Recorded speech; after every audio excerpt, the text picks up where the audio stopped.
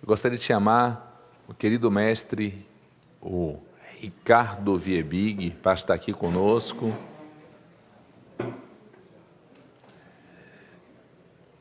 Para essa mesa inicial, nós vamos fazer um pequeno ponto de vista, só para fechar essa mesa, para começar, para o doutor Décio fazer a sua abordagem. Então, mais uma vez, o que a gente pode esperar nas manifestações extraesofágicas dos exames funcionais? Normalmente, quando a gente dá aula sobre esses exames funcionais e a gente discute as manifestações extraesofágicas e qualquer uma delas também relativa à doença do refluxo, a gente pergunta qual é a pergunta que eu quero fazer e qual é a pergunta que é importante eu fazer para o meu exame, que ele pode me responder. Então, esse paciente efetivamente tem doença do refluxo gastroesofágico? E a outra pergunta, que eu acho que é o grande desafio nas manifestações extraesofágicas, o professor Viebig costuma sempre enfatizar isso, que é difícil a gente ter, qual a relação causal entre o refluxo e o sintoma. Eu tenho doença do refluxo gastroesofágica e o sintoma, eu tenho refluxo fisiológico causando o sintoma, eu tenho um sintoma sem correlação nenhuma com a doença do refluxo gastroesofágico. A outra pergunta que eu faço para vocês é a seguinte: o gato está subindo ou está descendo a escada? Vamos ouvir a opinião de nossa plateia. Quem acha que o gato está subindo? Levante a mão. Volta a foto. Volta a foto. Quem acha que está... Volta a foto, pessoal, aí para mim.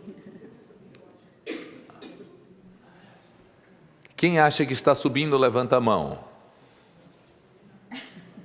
Quem acha que está descendo? Descendo está maior. Aguardem, daqui a pouco teremos notícias para vocês. Depende do ponto de vista, né? Então eu queria chamar a atenção de vocês.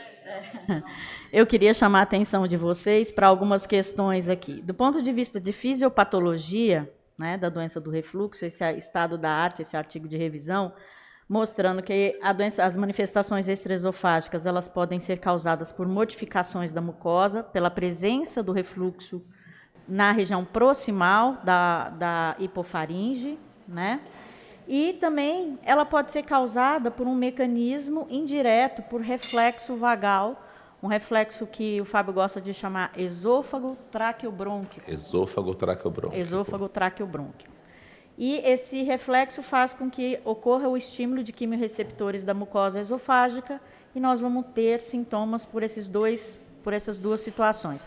Eu acho interessante a gente pensar que isso dá uma boa notícia para a gente. A primeira é de que não necessariamente eu preciso ter refluxo que atinge a região proximal para ter manifestações extraesofágicas da doença do refluxo. A outra notícia, talvez não tão boa, é que talvez isso explique a baixa correlação de sintomas dos refluxos que atingem a região proximal. A gente faz correlação de sintomas com os refluxos que estão na região distal do esôfago, e não com os episódios de refluxo que atingem a região proximal. Além disso, a gente deve levar em consideração cada vez mais a interação cérebro-laringe. Então, é muito importante a participação de situações como percepção laríngea, sensibilidade laríngea, comportamento laríngeo, trazendo sintomas e trazendo componentes que vão alterar a sensibilidade do nosso paciente e vão interferir nessa percepção dessa manifestação extraesofágica. A pergunta é, será que importa eu fazer manometria esofágica para esses pacientes? Esse trabalho, publicado agora em 2024, o consenso de Dubai, como a gente tem chamado na boca pequena, né? Ele está mostrando aí 43% a 63% de correlação das manifestações extraesofágicas com os distúrbios da motilidade esofágica, indicado nos pacientes. Então, a gente pode ter com uma maior frequência motilidade esofagiana ineficaz, a gente também tem os distúrbios de esôfago hipercontrátil, as disfunções de relaxamento do esfíncter inferior do esôfago também estão presentes. Então, é fundamental que a gente possa entender qual é, nos pacientes refratários que não respondem a um tratamento inicial, será que ele tem um distúrbio motor fazendo parte dessa etiologia, dessa manifestação extraesofágica? Então, ela está indicada para avaliar a motilidade esofágica e nós temos que fazer a manometria para colocar corretamente o sensor da pH e da impedância. Quando a gente fala em manifestações extraesofágicas, nós temos, então, que pensar na monitorização. Nós temos algumas opções, a pH-metria sem catéter, a pH-metria com catéter e a impedância pH-metria de 24 horas. Alguns aspectos de cada uma delas, rapidamente. Na pH-metria esofágica de 24 horas, a gente tem que lembrar que avalia só refluxo ácido, tem baixa sensibilidade para as manifestações extraesofágicas da doença do refluxo. Incrível, mas é a verdade, não existe consenso quanto ao valor de normalidade para o refluxo proximal na pH-metria, não existe consenso quanto ao valor de normalidade para a correlação de sintomas com refluxo proximal. Então, talvez a pH-metria, apesar de mais disponível e mais fácil acesso, talvez ela não consiga trazer tantas informações assim que nos ajudem nesses pacientes. Atualmente, a gente tem, inclusive, bem evidente, uma discussão muito próxima atual do consenso de Lyon 2.0, a pH-metria sem catéter, porque ela fornece, permite uma monitorização de 96 horas, mas também avalia somente refluxo ácido. O tempo mais prolongado de captura parece que tem mostrado realmente uma maior sensibilidade para o diagnóstico conclusivo da doença do refluxo gastroesofágico, naqueles pacientes em que existia essa dúvida, será que tem doença do refluxo, será que não tem? Melhor tolerabilidade dos pacientes, aí um asterisco, melhor tolerabilidade porque não tem o catéter. Alguns pacientes têm algumas queixas de dor torácica com o implante da cápsula aí na região distal do esôfago. Não avalia o refluxo proximal, e tem um alto custo e pouco disponível no nosso meio. Já a impedância pH-metria de 24 horas, ela tem algumas vantagens, que é caracterização de todos os tipos de refluxo, ácido, fracamente ácido e não ácido, bem como os eventos relacionados ao refluxo gasoso e a correlação de sintomas. Ela pode avaliar a presença do refluxo proximal. Ela também tem uma desvantagem, que ela tem um alto custo e ela é menos disponível, mais disponível do que o sistema sem fio, mas menos disponível no nosso meio do que, por exemplo, a pH-metria. Então, o que tem surgido de novo e que eu acho que vai trazer algumas coisas muito interessantes para nós do ponto de vista de monitorização, e é fácil a gente conseguir resolver isso no nosso meio, é a mudança da forma em que é colocado, porque existem inúmeros catéteres de impedância. Classicamente, nós usamos esse com um sensor distal e 6 sensores de impedância. O consenso de Dubai, as publicações que antecederam o consenso de Dubai na laringoscopia, sugerem essa nova disposição de catéter, em que a gente tem um sensor de pH no esfíncter superior do esôfago. E aí você consegue ver algumas características interessantes do refluxo que atinge a região proximal e que traz para nós algumas novidades. Existe esse trabalho publicado recentemente por um grupo importante nos Estados Unidos, fazendo uma comparação entre a pH-metria sem catéter e a impedância pH-metria, mostrando a pH-metria sem catéter, que a gente já, na verdade, já sabia disso, ser mais sensível para diagnosticar de forma conclusiva o tempo total de exposição ácida aumentada, ou seja, a doença do refluxo gastroesofágico. Mas a gente deve lembrar que nas manifestações extraesofágicas, o fato de você ter doença do refluxo gastroesofágico não necessariamente atribui esses sintomas à doença do refluxo gastroesofágico. A gente tem pacientes que têm doença do refluxo gastroesofágico e os sintomas não têm correlação com essa doença do refluxo gastroesofágico. Então, o que mostra essa nova impedância pH e que traz alguns dados interessantes.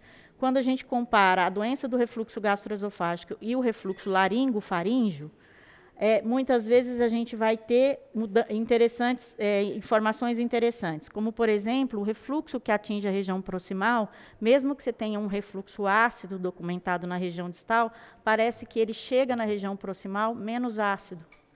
E com muita frequência, ou pouco ácido ou não ácido, e com muita frequência, ele tem uma associação importante com o refluxo gasoso. Ele é mais frequente na posição ortostática, né? Então, a gente tem aí alguns dados que trazem características novas e que essa nova conformação do catéter parece trazer informações interessantes no diagnóstico desses pacientes. Então, essa é a publicação do consenso de Dubai, ele traz alguns dados importantes. Paciente com doença do refluxo, isso a gente já sabia, doença do refluxo e refluxo faringo-laríngeo, é mais frequente que a gente documente esses pacientes com refluxo faringo-laríngeo se ele tem doença do refluxo gastroesofágico daquele paciente que tem refluxo fisiológico. Isso a gente já sabia. Na maioria dos especialistas, que foi feito, uma vez que os estudos recentes descobriram que pacientes com refluxo faringo-laríngeo apresentam mais frequentemente eventos de refluxo faríngeo fracamente ácidos ou não ácidos, ou seja, parece que a impedância, o pH-metria, traz vantagens em relação a só a documentação do refluxo ácido, trazendo então essa informação importante. E esses sintomas, eles têm uma correlação com sintomas de manifestações extraesofágicas. Então, aqui a gente vai ter no percentil 95, na análise de indivíduos normais, nós vamos ter novamente um raciocínio de que, com esse novo método diagnóstico, talvez mais do que um episódio atingindo efetivamente a região da hipofaringe seja capaz de trazer sintomas para essa região tão sensível. Então, para finalizar, para a gente entender como a gente raciocina um pouco mais a questão dos sintomas funcionais, quando eu penso num diagnóstico conclusivo da doença do refluxo, eu vou fazer a endoscopia digestiva e se eu não tenho esse resultado de diagnóstico conclusivo na endoscopia, eu vou fazer uma monitorização ambulatorial sem inibição ácida, com o objetivo de documentar tempo total de exposição ácida acima de 6. Quando eu falo na correlação refluxo-sintoma, na verdade, a monitorização ambulatorial do refluxo sem inibição ácida vai trazer para nós a melhor possibilidade que nós temos até o momento de tentar fazer essa correlação de sintomas positivo, né? Nem sempre a gente consegue, porque o paciente, às vezes, simplesmente não tem sintomas durante a monitorização, né? Mas é a maior possibilidade que a gente tem. E, em termos de sintomas refratários, a gente deve sempre pensar será que tem alteração motora associada? Avaliar outras etiologias, avaliar a questão do componente de interação cérebro-laringe com fonoaudiólogo, psicoterapia, neuromodulação, ou seja, tudo que a gente já conversou hoje. Então, essas são as respostas que nós temos até o momento. Agora eu quero saber a de vocês. O gato está subindo ou está descendo a escada?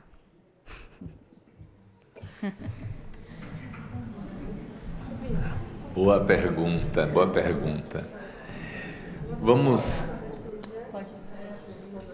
Já decidiram ou não? E aí, está subindo ou está descendo? Chegaram num consenso, né? Qual consenso? Round 3 de votação online. Ainda não temos um consenso definitivo, mas vamos lá. A gente vai guardar para a próxima, para a gente poder informar se o gato está subindo ou está descendo.